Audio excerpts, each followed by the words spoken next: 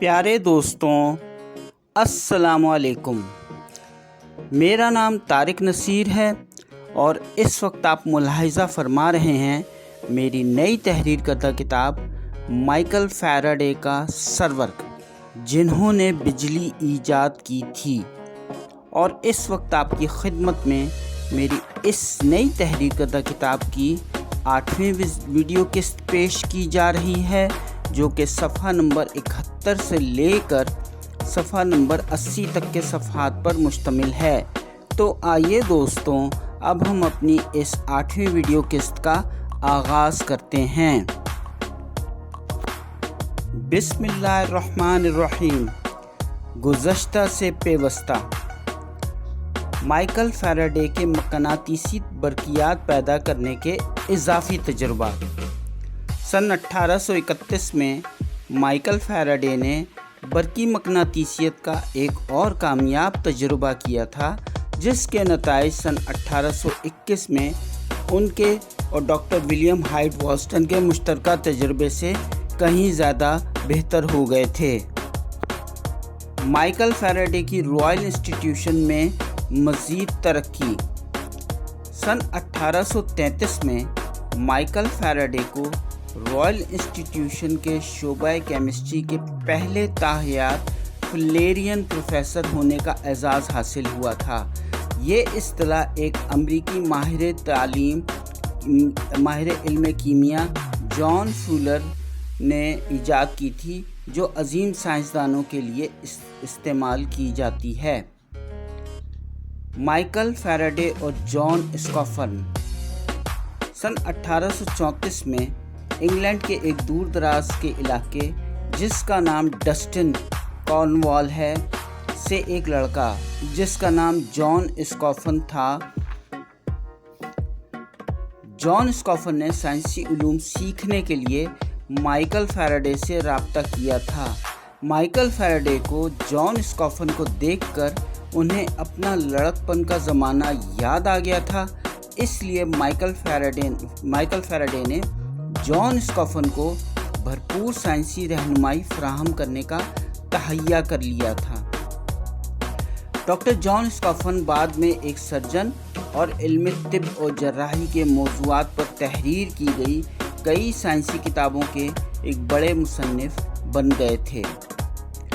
Michael Faraday اور Margery Ann Reid Faraday.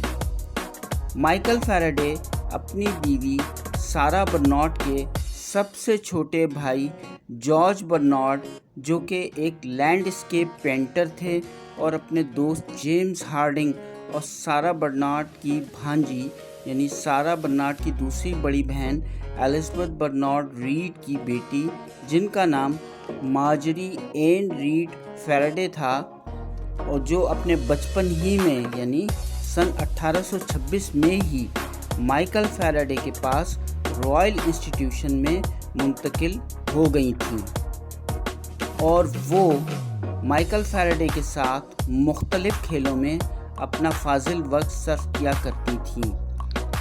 مارجری Ann Reid Faraday Michael Faraday کی chemistry laboratory میں بہت شرارتیں کیا کرتی تھی، اور وہ اکثر پوٹیشیم کا پانی فرش پر چھڑک دیتی تھی۔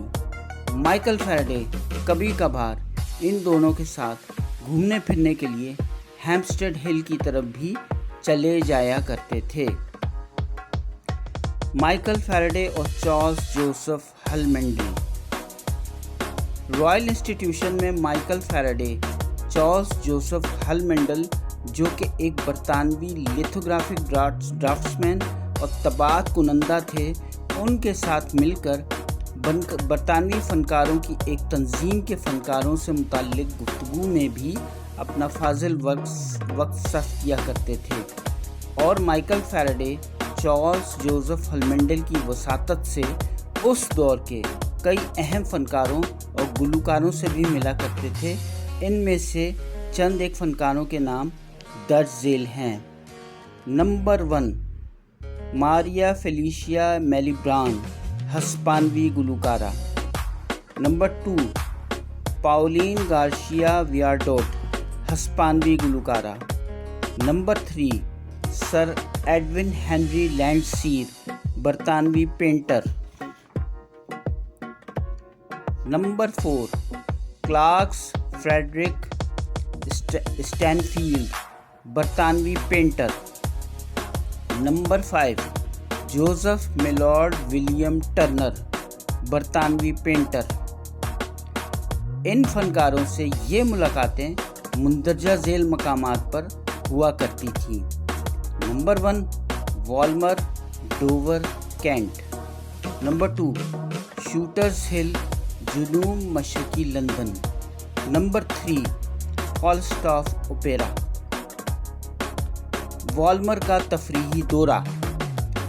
والمر کے دورے کے دوران مائیکل فیراڈے وہاں پر موجود پھولوں کی مختلف اقسام کا جائزہ لینے کے لیے اپنے ہمراہ ایک جنوبی افریقی ماہر نباتات ارنسٹ ایڈورڈ گالپن کی تحریر کردہ کتاب گالپنز بوٹینی بھی لے کر گئے تھے، جس کا وہ وہاں پر جا کر مطالعہ کرتے رہے تھے۔ اس کے علاوہ مائیکل فیراڈے مندرجہ ذیل ناول اور ڈرامے بھی والمر میں پڑھنے کے لیے اپنے ہمراہ لے کر گئے تھے، جن کی تفصیل درج ذیل ہے۔ نمبر 1 مشہور برطانوی ڈرامہ نگار ولیم شیکسپیئر کے ڈرامے۔ نمبر 2 مشہور برطانوی ناول نگار سر والٹر اسکاٹ کے ناول۔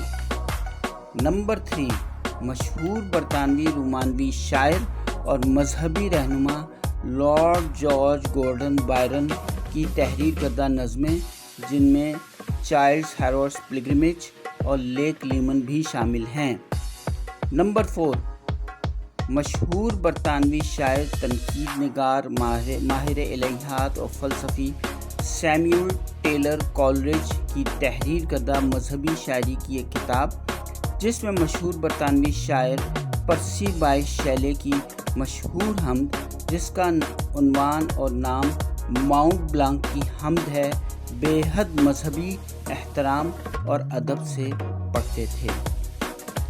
سر ہمفری ڈیوی کے سوئس دوست چارلز گیسپر ڈی لارائیو کا انتقال۔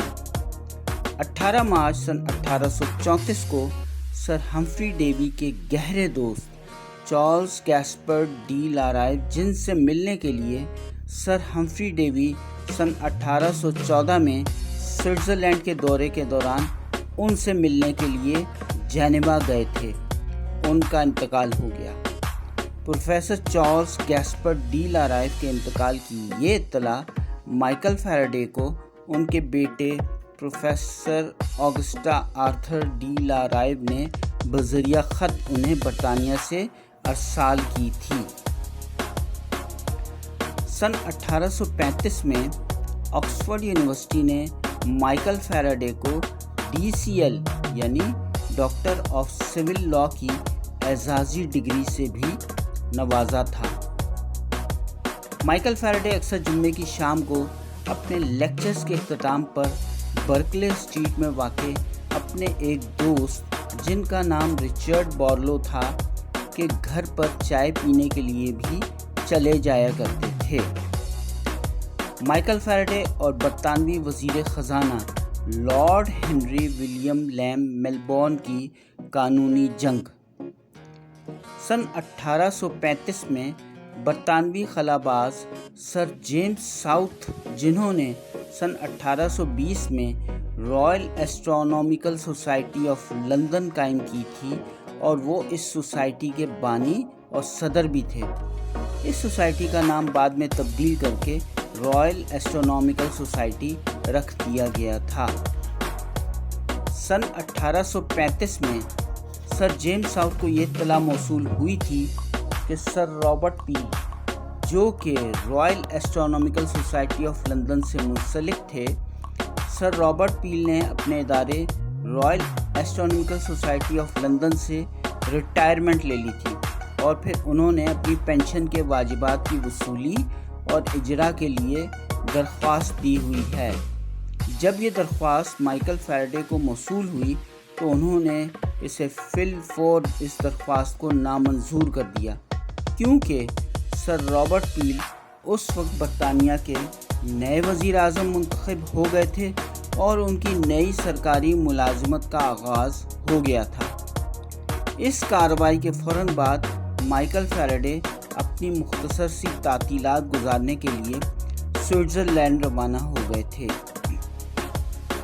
26 اکتوبر سن 1835 کو جب مائیکل فیراڈے دوبارہ رائل انسٹیٹیوشن پہنچے تو سر رابرٹ پیل کی ریٹائرمنٹ اور ان کی پینشن کا معاملہ دوبارہ ان کے سامنے پیش کیا گیا۔ اس دفعہ یہ معاملہ برطانوی وزیر داخلہ lord Henry William لیم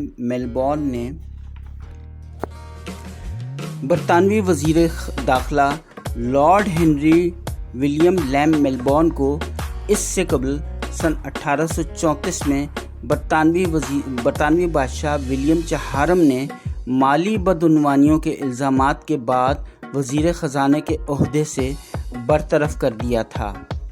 lord Henry William لیم Melbourne اس وقت سر رابرٹ پیل کی بیجا حمایت کرنے میں پیش تھے۔ بالآخر یہ معاملہ لندن کی ایک عدالت میں چلا گیا۔ اس دوران لارڈ ہنری ولیم لیم میلبورن جو اب دوبارہ وزیر خزانہ بن گئے تھے، انہوں نے مائیکل فیراڈے اور رائل انسٹیٹیوشن کے سائنسدانوں پر سر رابرٹ پیل کی پینشن کی درخواست منظور نہ ہونے پر غصے میں آ کر ان پر خوب کیچڑ اچھالا تھا اور ان کے اوپر اپنے لغو الزامات عائد کیے تھے اور انہیں برے القابات سے نوازا تھا، جس پر مائیکل فیراڈے شدید غصے میں آ گئے تھے اور انہوں نے سر رابرٹ پیل کی پینشن کی یہ درخواست دائمی طور پر نامنظور کرنے کا قطعی فیصلہ کر لیا تھا۔